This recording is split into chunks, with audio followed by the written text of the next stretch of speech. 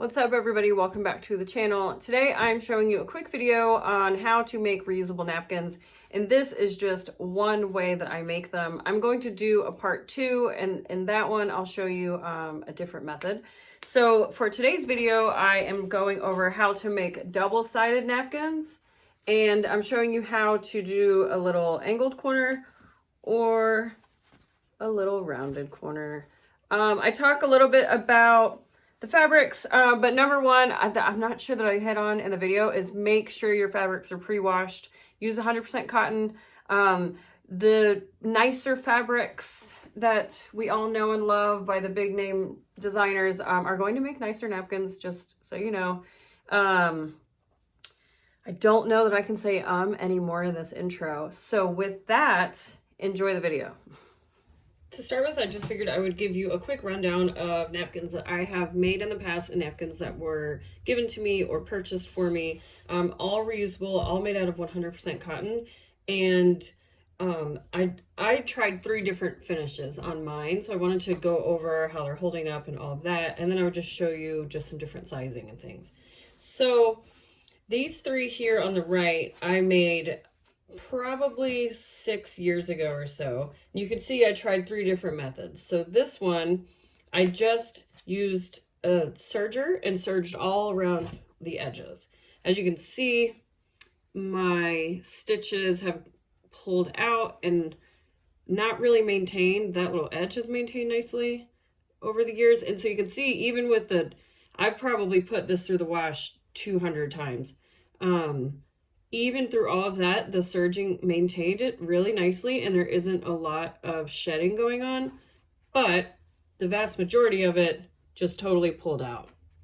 I have been using it like this, and I have not trimmed it or cut it in ever. So you can see, even when it does fray, it frays really slowly, but I just wanted to show you that that is the quickest and easiest way to make a cloth napkin, is to just serge all around the edges. But over time you might find that it doesn't hold up well. The second way that I made one is just a single piece of cotton, and then I did the old fold method. So I just folded it under, it looks like okay, so I folded it under once, and then I did 2 lines of stitching. Let's see if I can show you. It's this light green. There you go, you can see better from the front. So I did 2 lines of stitching, and you could see it frayed up until that second line of stitching. And on my corners, I folded it once this way, and folded the other side, and then folded so that I had 2 nice edges, 2 nice corners here and there. And so that has held up really nicely throughout the years. But again, it does have a few little frays here. And so the last way that I have made napkins and they have held up the nicest is I've done double-sided napkins. And I'm a little bit torn on this because obviously it's twice the amount of fabric, and I just don't really feel like that's necessary for a napkin. Like, I have no problem using these as just a regular napkin, as a single ply napkin, but doing the double ply made it easier to flip and have a nice edge. And you can see there's obviously no fraying. They've held up over time, and they've maintained their shape pretty well, which kind of segues me right into the discussion of sizing. So you can see mine are pretty small. So mine, I cut them at 10 by 10, and then when I sewed them, flipped them, top stitched them, they ended up about 9 by 9. I find that that is perfectly fine for me though, and I fold them like so into little triangles, and then I put my little triangles into my napkin holder on my table. My girlfriend made me these years ago, 9 years ago. You can see hers are significantly larger than mine by about, well, they're not square, but so we got about a 3-inch difference, almost a 4-inch difference, or 4-inch difference on this side, 4.5 if you count the folded under edge, and then 2.5 inches over here. So hers are much larger than mine. She probably started with just a different size rectangle. Obviously, I'm sure that's what she did. Let's see. So right now, with the folded under edges, it measures 11 inches tall by 13 inches wide. So she probably started at 12 by 14. And then looking at the way that she did it, she did the double fold under method, because you can tell this seam here, or this fold here, has not frayed at all. But what you'll notice is on the edges here, on the top edges is where it has frayed and it's opened. So you can see there's her double fold down in there. Again, I've washed these so many times. They used to be a really dark maroon color, and they have just held up really nicely. And the more that you wash them, the softer they get. I find with this rectangular shape, though, they don't fold into a perfect square, or a perfect triangle, however you want to fold them. But doing a rectangular shape would be good if you fold your napkins, say a tri-fold, and you leave them on your plate that way, or next to your plate, or if you like to fold them like that. That makes a rectangular shape is nice for that type of fold. It's pretty rare that I set my table, but when I do, I find that the triangle fold is more than sufficient. Then I just lay the silverware on top or even next to the plate. And then lastly, my husband's mom got me these. And if you can tell, these are giant compared to the ones that I've made. So here's my little guy. And then here's this big one under here. Now this one is probably a more standard size. I just did a quick Google search and I found that if you buy cloth napkins, say from a place like Target or Walmart or a big box store, they're going to be in the vicinity of 15 to 18 inches by 18 inches. They're going to be square. So this one is this one's 15 by 16 and a half. So it was probably, 15 and a half by 17 and a half. And again, we're with the rectangle sizing on this. This one is the double fold under method, and I haven't had them long enough to fray, but I can see some of the stitching is starting to come loose, which I never would have noticed had I not made this video. But yeah, you can see. So they're starting to show some wear and tear here.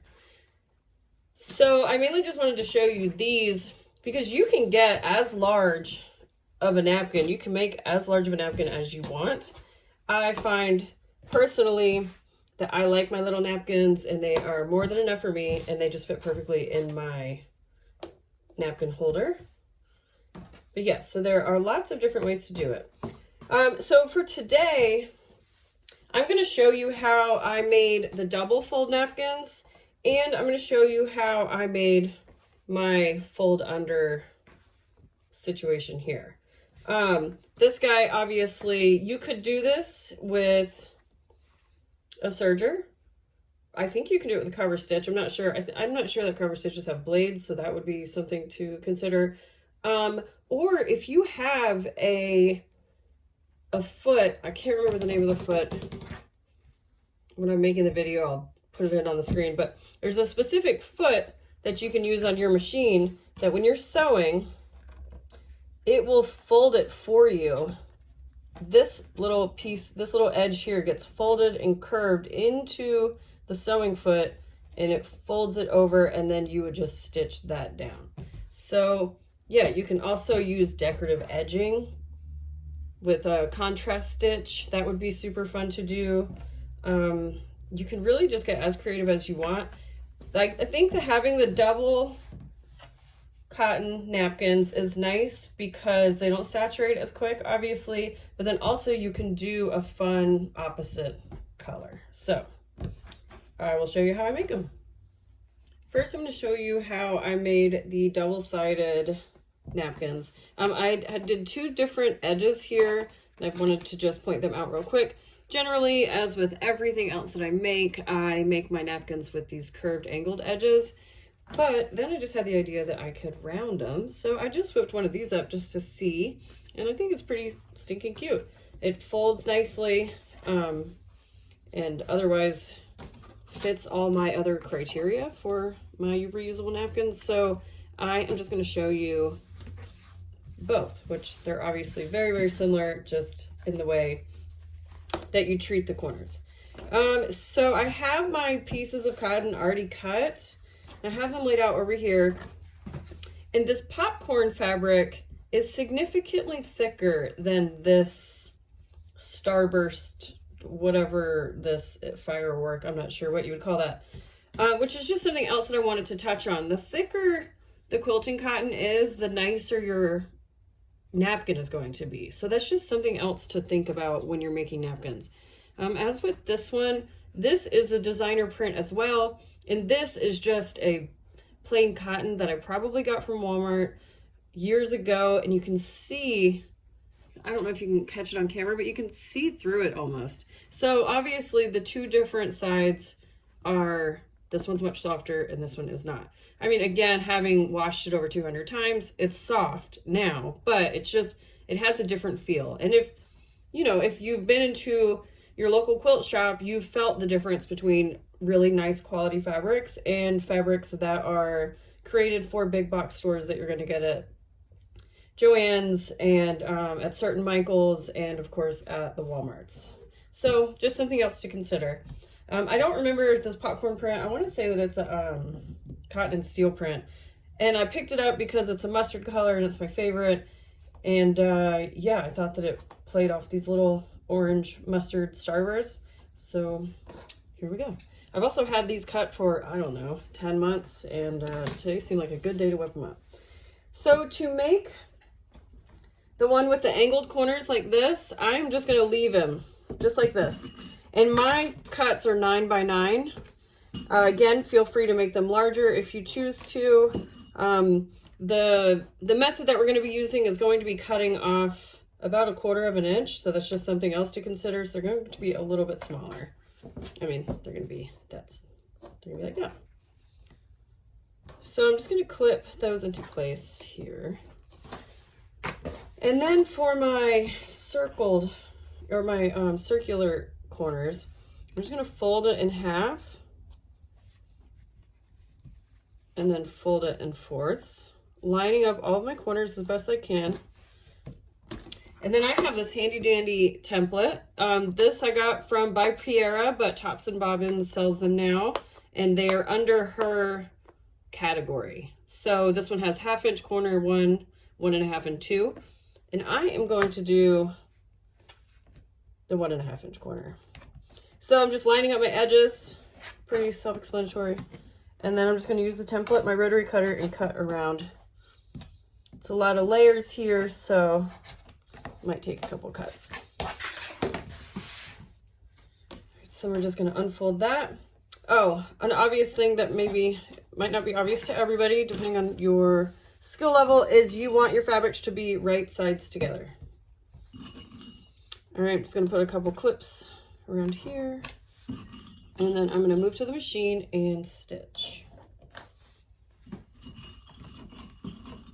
So before we get started, I just wanted to point out that even though I'm not sewing with cork, I'm still using a Schmetz micro-tex. I have a size 14 in now. If I had a size 12, that's what I would be using instead, because 14 is just a little large, but it's not gonna matter in the end. You can also get away with using a universal needle. You don't have to use a micro-tex. I have just plain old Coats & Clark all-purpose thread, and I'm set to a stitch length of 3.5. I do still have my Teflon foot on here, but that is just because it's on there, but you could easily sew cottons with your regular standard metal foot. So to get started, I'm just going to do my L method. So I'm going to start sewing at one raw edge and sew down a couple stitches, and then I'm going to start sewing. And that's also how I'm going to end it over here. And that, again, once we get to the end, or once we get to flipping it, it's that L is going to create a nice fold. Jersey. Sorry, my cat is on the table, of course. Let me know if you like this camera angle. I thought that I would switch it up. I don't know. You let me know. Otherwise, I'll go back to having my camera over here. Make sure you backstitch well when you're doing the L. And I'm leaving about I started about 2 inches in. Sorry, I know this light's really bright. For once, my light is bright, but 2 inches here on the end. And I'm sewing with a 1/4 inch seam allowance. When you're sewing with only cottons and it's not interfaced and there's no starch or anything else, you'll notice that once you hit your bias, you might see some stretching in your cotton. That's normal, but so just be aware of that. Try to make sure that your fabrics are not pulling and stretching in opposite directions.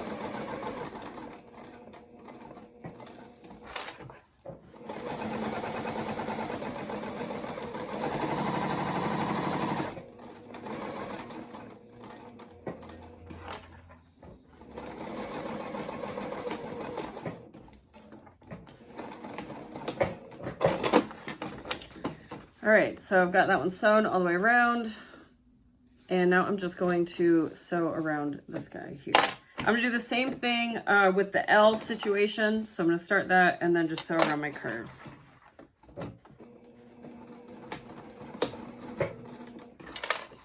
And so when you're sewing around curves, especially with just 2 pieces of cotton, again, you wanna be extra careful that you're keeping both of your pieces the same, because if they start stretching in the opposite direction, you'll find that when you flip it right side out, it's just going to be all wonkadoodle. It's not going to fold nicely. And yeah, so you just want to avoid that. So go slow when you're going around these curves, and if you need to, stop and pivot your needle.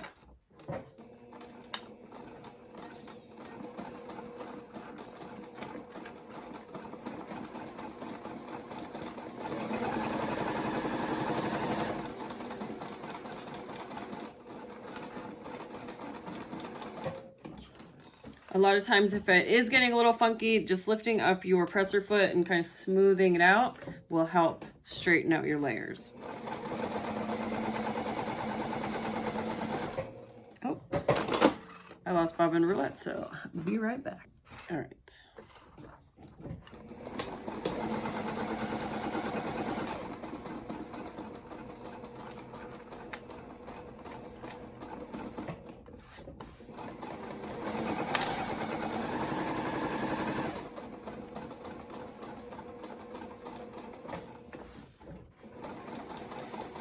You want to make sure that when you're stopping and starting on the circular edge napkin that you don't stop right in the curve. That might seem pretty basic, but for those of you that don't know, if you stop in the curve and then once you flip it and you try to have a nice edge, it's going to be such a pain in the butt to create that curve on the fold. And if you don't know what I mean, try it and then you'll know. All right, so I've got both of them stitched right sides together. I'm gonna go back over to the cutting table. We're gonna trim and turn them right sides out.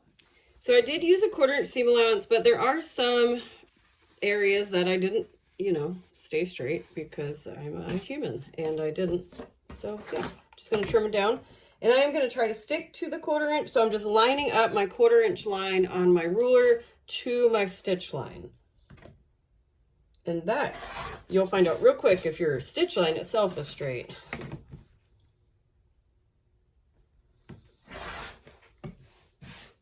Something so satisfying about cutting off all the pulled edges and then just wiping it away and you have a nice smooth edge.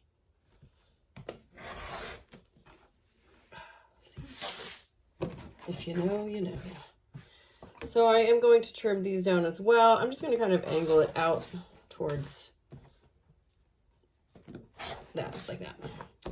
All right, and then what I like to do on these corners is just cut them at an angle to reduce the bulk inside once I flip it and I fold it to where the corners are turned in like that. All right, so I just need to trim around this guy here. And to keep with my edge, I'm just going to use the same template that I used to cut the circle or the curves and just eyeball the 1/4 inch on the straight edges.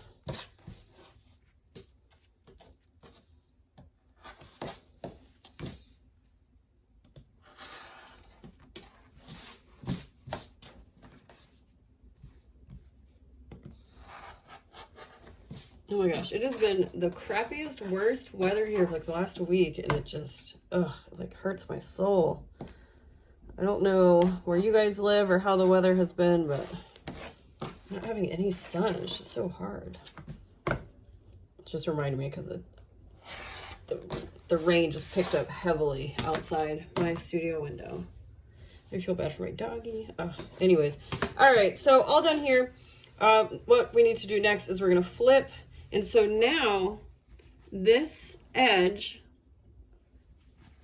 sorry, my phone put up a notification, but this little L-shaped edge is what's gonna help us in our next step. I left my turning hole big enough to fit my whole hand in. Again, if you have ever made your turning hole too small, oh gosh, it's such a pain. It's almost hilarious. But turning napkins is a lot easier than turning a bag. So, but yeah, so I left my birthing hole at right around 5 inches. I find that is more than enough to stick my entire arm into and push these corners out. So obviously on the circle, or on the circular edges, the round edge napkin, you could just push them out, poke them out with your finger. And then same with the square edges. And now if you wanted to, you could just leave them like this. You wouldn't have to push your corners in like how I always do, because they lay pretty darn nicely. For some reason, I've always had issues with my needle though. When I try to stop in a corner where it's all bunched up, then it gets all funky and it just doesn't want to go, and then I have to stretch it, and it's a whole thing. Which that's the whole reason why all my stuff has edges like this, because my needle is a pain in the butt. So I have my little point turner tool, and what I'm going to do is just kind of wiggle this corner back into place and push it with my little turning tool. And I'm just going to eyeball it. There's no special formula here. I do not care if they're the same. It doesn't, I mean, obviously I don't want one really tiny and one ginormous, but I'm just going to eyeball all the way around and tuck my corners back in. Never once has anybody that's ever used my napkins said, oh, your corners aren't exactly the same. So I tend not to worry about stuff like that. Unless it's like a bag that has to be perfect. This is where I take my liberties. Shoot, even if you look close enough on my wallets, you could tell. If you ever watch my wallet videos, I just cut them as I go. I don't line them up. But see, so even just eyeballing them, I feel like they're pretty symmetrical. And that is not going to be enough to make me go back and try to fix that.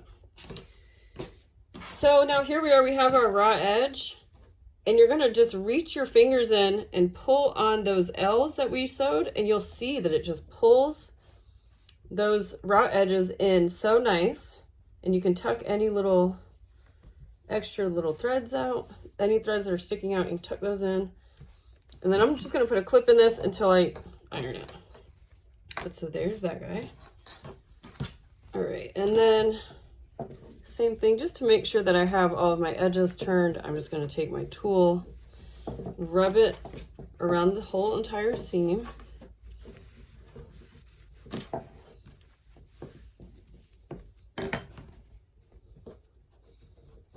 And if you feel like a seam is now, it's like this one looks just a little bit wonky. It's like sticking, it's got a little corner poking out here.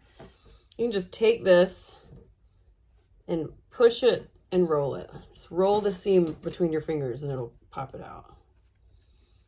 And then again with this seam, or with this open raw edge, reach in there and tuck. And there we go. So I'm just going to go to my iron. Now you probably didn't even know I had one because I avoid using it so often, but I feel like this is a necessary project. I'm going to go to my iron, give these a really nice press, and I'm going to spray them with water and steam them so that they look nice and crisp, and then I will see you back at my machine. So I went and ironed them. You can see they're a lot crispier now. You can see this is where my folded edge, my raw edges are folded in on each other, and I have one that's overlapping the other by a decent amount, but I am not going to concern myself with that. Again, I've never had anybody point it out, and even me, who I look at every seam on everything that I ever see, everything that's sewn, and even I will forget about that as soon as I put it into use. So if you have any little spare threads sticking out, you can tuck them in before you sew or trim them off. But I'm gonna go ahead, I'm gonna start on the same edge that my open raw edges were and start sewing. Now I'm gonna use an 1/8 inch seam allowance on this. Druzy, go. Sorry.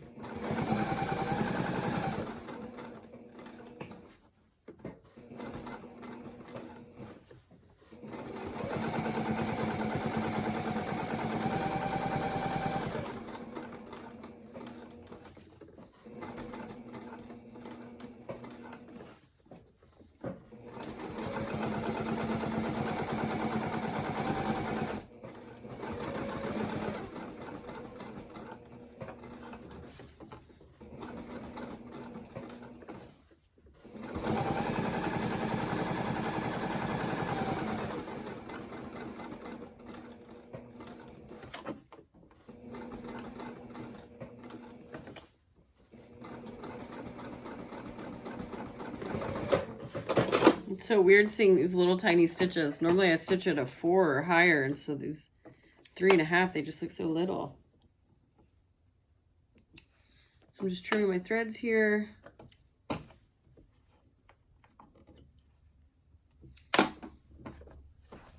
And there we go. Here's the one. And then I used a green on the back side because I was too lazy to actually wind the bobbin when I ran out of thread, so I just put green in.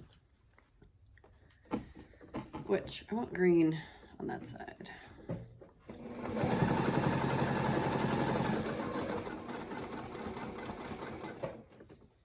So see, I'm not all the way through my curve here, and my needle is just not exactly where I want it to be. So I'm just gonna go ahead and lift my presser foot and pivot. I'm gonna pull my work towards me so that my needle, so I can keep up with that 1/8 seam allowance. You want to be especially careful at the place where your raw edges came together, especially if you have some that aren't meeting up exactly like this one is. You want to make sure that you're catching both sides. Ooh, I just barely caught that one.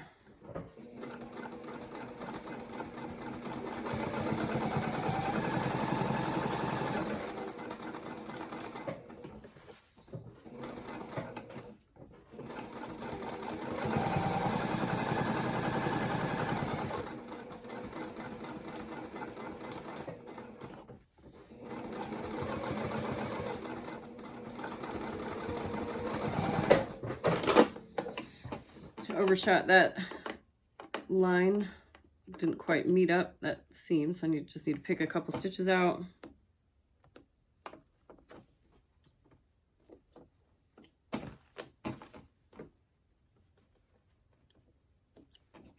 Trim the old threads, and here we go.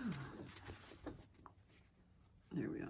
You can see I barely caught my raw edge on this side, but I like to live on the edge. We'll rock it and see how long it lasts. And so even on these corners where I had to stop and pivot, you can't even tell. It's not like an obvious turn. So don't be afraid to stop and pivot your needle.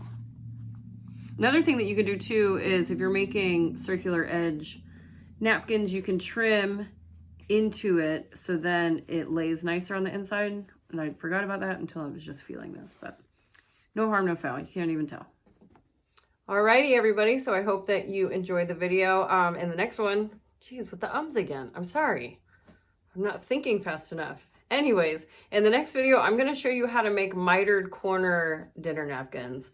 This is a technique that you might be familiar with if you are a quilt maker.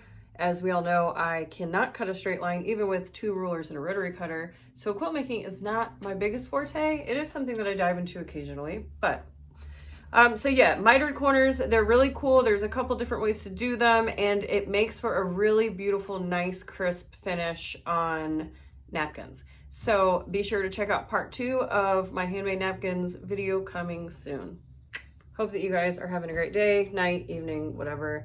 Be sure to leave me a comment, yada, yada, yada. You know all the, drop me a comment, hit like, subscribe. Bye.